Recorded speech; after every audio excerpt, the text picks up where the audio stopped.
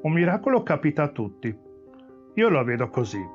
Tipo, non sarò mai colpito da un fulmine, non vincerò un premio Nobel, non diventerò il dittatore di un piccolo stato delle isole del Pacifico, non mi verrà un tumore maligno a un orecchio, non morirò per combustione spontanea.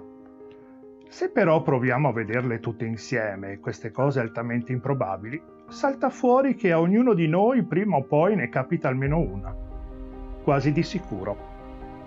Io potrei aver visto piovere rane, potrei aver visto messo piede su Marte, potrei essere stato inghiottito da una balena, potrei aver sposato la regina d'Inghilterra o essere sopravvissuto per mesi in mare. Ma il mio miracolo è stato un altro. Il mio miracolo è stato questo. Tra tutte le case di tutti i quartieri di tutta la Florida, mi sono ritrovato a vivere nella porta accanto a quella di Margot Roth Spiegelman.